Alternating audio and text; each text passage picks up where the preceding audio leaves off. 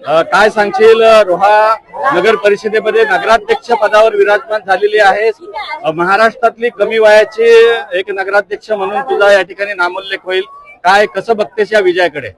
मी सर्वप्रथम एवढंच सांगते की हा माझ्या एकटीचा विजय नाहीये. तुम्ही कॅमेरा फिरवून बघा, हा माझ्या रोहेकर मायबाप जनतेचा विजय आहे आणि त्यांनीच मला निवडून दिलंय.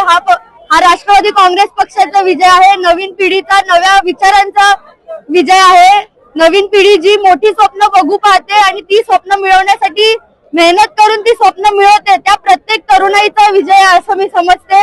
आणि आदरणीय तटकरे साहेबांनी 40 वर्ष रोह्यासाठी जे काम केलंय, नगरपालिका तीच पुन्हा अबाधित ठेवलेली आहे, तर ह्याचं सगळं श्रेय त्यांना देखील जातं. आदितीताई असतील, अनिकेत भाई असतील, यांनी जो विकास केला त्यांच्या पाठबळाशिवाय, मार्गदर्शनाशिवाय हे अजिबातच पॉसिबल नव्हतं. त्यांनी देखील आमच्यासाठी खूप धावपळ केली.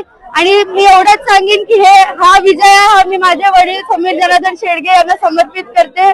त्यांनी मागच्या निवडणुकीत 6 मतांनी आमचा पराभव झालेला, पण ह्यावेळी 4,500च्या वरती मताधिकाऱ्यांनी आम्ही जो आकडा काढलाय थोडासा तो आलाय. तर त्यांनी जे समर्पित होऊन रोहेकरांसाठी जे काम केलेलं आहे ह्याचं सगळं श्रेय हे त्यांना जातं. त्यामुळे तेवढंच सांगू इच्छिते की जाहीरनामा काय नेमका जनतेसाठी काय करणार आहे? जनतेसाठी काय करणार हे मी प्रचारादरम्यान नेहमी सांगतच आली आहे.